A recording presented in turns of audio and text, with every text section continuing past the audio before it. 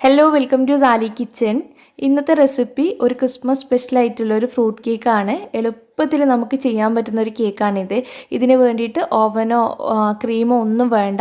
എല്ലാവരുടെ കയ്യിലും എപ്പോഴുള്ള ഇൻഗ്രീഡിയൻസ് വെച്ചിട്ട് ചെയ്യാൻ പറ്റും. അപ്പോൾ ഇതെങ്ങനെയാണ് റെഡിയാക്കി എടുക്കാൻ നോക്കാം. ഇതിനായിട്ട് നമുക്ക് ആദ്യം വേണ്ടത് 3/4 കപ്പോളം ഡ്രൈ ഫ്രൂട്ട്സ് ആട്ടോ. ഞാനിപ്പോൾ 2 കളറിലുള്ള ടുട്ടി ഫ്രൂട്ടി എടുത്തിട്ടുണ്ട്. പിന്നെ കറുത്ത മുന്തിരി, 5-6 ഈന്തപ്പഴം കട്ട് ചെയ്തെടുത്തിട്ടുണ്ട്. അതുപോലെ തന്നെ കുറച്ച് ചെറീസും കൂടി കട്ട് ചെയ്തെടുത്തിട്ടുണ്ട്. ഇതിലേക്ക് നമുക്കൊരു 1/4 കപ്പോളം ഓറഞ്ച് ജ്യൂസ് ചേർത്ത് കൊടുക്കാം. ഫ്രഷ് ആയിട്ടുള്ള ഓറഞ്ച് ജ്യൂസാണിത്. ഇത് ചേർക്കുമ്പോൾ പ്രത്യേക ഒരു ടേസ്റ്റ് ഉണ്ടാവും. അപ്പോൾ മാക്സിമം ചേർക്കാൻ നോക്കുക. ഒട്ടും വെള്ളമില്ലാത്ത ജ്യൂസ് വേണം എടുക്കാൻ വേണ്ടിയിട്ട്. അപ്പോൾ ഇതൊരു സ്പൂൺ വെച്ചിട്ട് നന്നായിട്ടൊന്ന് മിക്സ് ചെയ്തെടുക്കുന്നുണ്ട്. എന്നിട്ട് ഇതൊരു ഭാഗത്തേക്ക് അങ്ങ് മാറ്റി വെക്കുക. പിന്നെ ഒരു മിക്സിയുടെ ജാറിലേക്ക് 3/4 കപ്പ് പഞ്ചസാര എടുത്തിട്ടുണ്ട്. ഇതിലേക്ക് 2 ഗ്രാമ്പു ഇട്ട് കൊടുക്കുന്നുണ്ട്. പിന്നെ ഒരു ചെറിയ പീസ് പട്ട, അതുപോലെ തന്നെ 2 ഏലക്കയും കൂടി ഇട്ട് കൊടുത്തിട്ട് മിക്സി അടച്ച് വെച്ചിട്ട് നന്നായിട്ട് ഇതെല്ലാം കൂടിയിട്ടൊന്ന് പൊടിച്ചെടുക്കാം.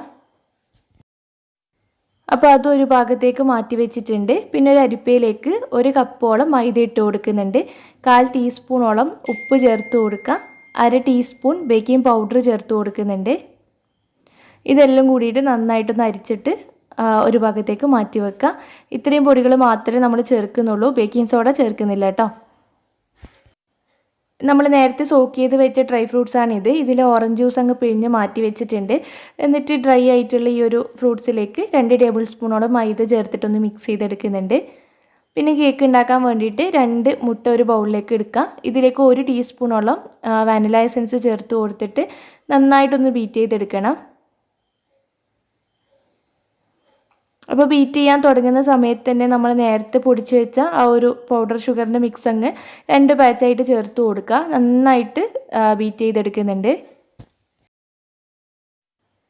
നല്ല ഫ്ലഫി ആയിട്ട് ഇതുപോലെ വരുന്ന സമയത്ത് ഒരു 1/3 കപ്പ് വെജിറ്റബിൾ ഓയിൽ ചേർത്ത് കൊടുക്കുക. പിന്നെ നേരത്തെ മാറ്റി വെച്ച ആ ഒരു ഓറഞ്ച് ജ്യൂസ് ഉണ്ടല്ലോ, അതും കൂടി ചേർത്ത് കൊടുത്തിട്ട് ജസ്റ്റ് ഒന്ന് ബീറ്റ് ചെയ്തെടുക്കുക. ബീറ്റർ അങ്ങ് ഓഫാക്കിയിട്ടുണ്ട്. ഇതിലേക്ക് നേരത്തെ അരിച്ച് വെച്ച മൈദയുടെ മിക്സിന്ന് പകുതി ഭാഗം ചേർത്ത് കൊടുക്കുക. പതുക്കെ മിക്സ് ചെയ്തെടുക്കുന്നുണ്ട്. 2 ബാച്ചാക്കിയിട്ട് ചേർത്ത് കൊടുക്കുക കേട്ടോ. പിന്നെ ആ ഒരു ഡ്രൈ ഫ്രൂട്ട്സും കൂടി ചേർത്തിട്ട് നന്നായിട്ടൊന്ന് മിക്സ് ചെയ്തെടുക്കുന്നുണ്ട്. ഈ ഒരു സമയത്ത് സ്പൂണ് വെച്ചിട്ട് മിക്സ് ചെയ്തെടുത്താൽ മതി.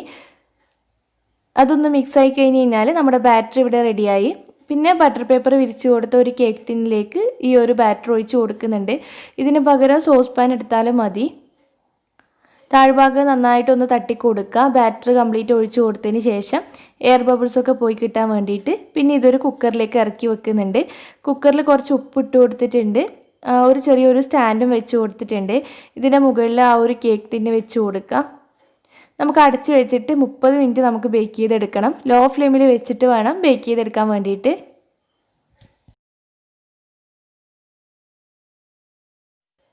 അപ്പോൾ ആ ഒരു 30 മിനിറ്റ് കഴിഞ്ഞ് കഴിഞ്ഞാൽ ഒന്ന് ഓപ്പൺ ആക്കുക.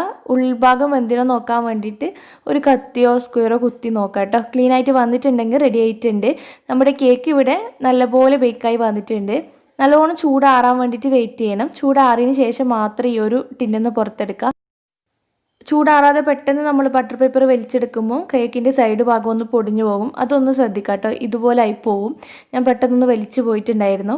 അപ്പോൾ അത് മാത്രം ഒന്ന് ശ്രദ്ധിക്കുക. നല്ലോണം ചൂടാറിയതിന് ശേഷം മാത്രം കേക്ക് കട്ട് ചെയ്തിട്ട് സെർവ് ചെയ്യുക. അപ്പോൾ ഇത്രയേ ഉള്ളൂ. എല്ലാവരും ട്രൈ ചെയ്ത് നോക്കണം. നല്ല ടേസ്റ്റി ആയിട്ടുള്ളൊരു കേക്കാട്ടോ. സ്പോഞ്ച് ആയിട്ട് പിന്നെ ഉള്ളിൽ ആ ഒരു നട്ട്സൊക്കെ കിട്ടുമ്പോൾ കടിക്കാൻ കിട്ടുമ്പോൾ പ്രത്യേക ഒരു ടേസ്റ്റ് തന്നെയുണ്ട്. എല്ലാവരും ട്രൈ ചെയ്യുക. ഫീഡ്ബാക്ക് കമൻറ്റ് ബോക്സിൽ പറയുക. ഗിവ് അവേയുടെ കാര്യം ആരും മറക്കണ്ട കേട്ടോ. വീഡിയോ ഇഷ്ടപ്പെട്ടാൽ ലൈക്ക് ചെയ്യുക, ഷെയർ ചെയ്യുക.